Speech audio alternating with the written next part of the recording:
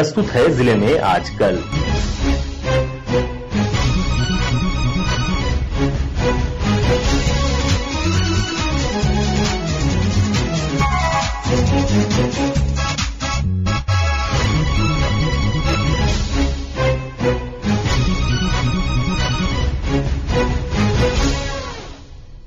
इस अंक में आप सुनेंगे लोहरदगा जिले की ताजा गतिविधियों पर हमारे संवाददाता की रिपोर्ट के साथ हमारे लोहरदगा संवाददाता। लोहरदगा जिला में एसपी हारिस बिन जमा ने क्राइम मीटिंग कर पुलिस अधिकारियों को अपराध पर अंकुश लगाने का निर्देश दिया है। उन्होंने कहा कि रात्रि गश्ती एवं वाहनों की जांच नियमित रूप से की जाए। बेहतर काम करने वाले पुलिस कर्मियों को पुरस्कृत करने की भी बात कही गई है। लोहरदगा जिला में इस वर्ष का अंतिम लोक अदालत का आयोजन किया गया। इसमें 2575 वादों का निष्पादन किया गया और 4 करोड़ 30 लाख रुपए की वसूली की गई।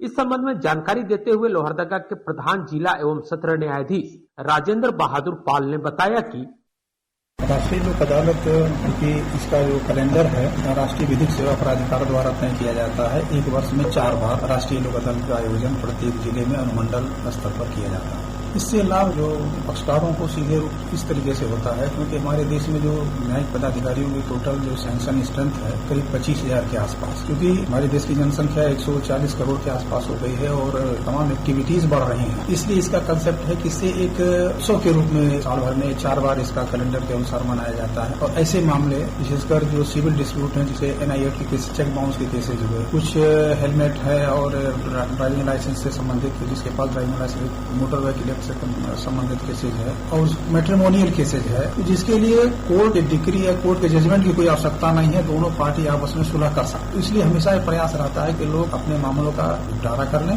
और मुकदमे आगे न बढ़े। लोहरदगा जिला के किसान भी अब वैकल्पिक कृषि पर ध्यान देने लगे हैं। लोहरदगा जिला में बड़े पैमाने पर हल्दी की खेती की जा रही है।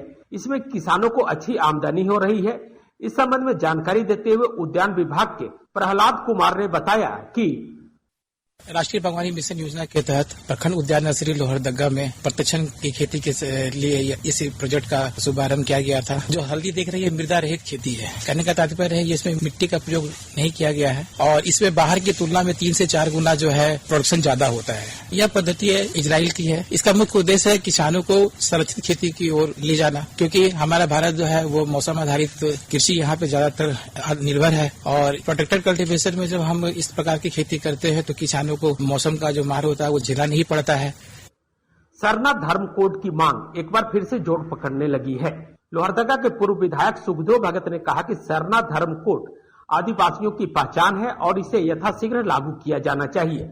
सुखदेव भगत ने बताया कि निश्चित रूप से मैं समझता हूँ कांग्रेस को स्वीकार की है और आपने देखा होगा कि कांग्रेस का यहाँ झारखंड का जो घोषणा पत्र था उसमें भी सरना धर्म कोड की हम लोगों ने स्वीकार किया है और लगातार यहाँ से आपने देखे हमारी गठबंधन के सरकार के हेमंत जी के नेतृत्व में कांग्रेस उसमें शामिल है घटक दल के रूप में।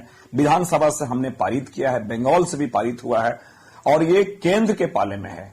मोदी जी इसमें ना कि संविधान संशोधन की आवश्यकता है, ना नीति आयोग से कोई रिकमेंडेशन की आवश्यकता है, न कि बजटरी कोई अलग से प्रावधान देने की आवश्यकता है। तो एक हमारी धार्मिक पहचान है और संविधान में यह है, आर्टिकल आप 15 से लेकर 29 तक में देखें कल्चरल सेफगार्ड है, धार्मिक स्वतंत्रता की बात है। तो मोदी जी केंद्र की सरकार से क्यों नहीं स्वीकार करती है? कहने का मतलब हर लोगों का एक धार्मिक पहचान दिया है, कॉलम दिया गया है और हमें तो मोदी जी वो दे नहीं रहे। जिले में क्रिसमस की तैयारियां शुरू हो गई है। शहरी एवं ग्रामीण इलाकों में गिरजाघरों को आकर्षक तरीके से सजाया संवारा जा रहा है। गोपी कृष्ण कुंवर, आकाशवाणी समाचार, लोहरदगा।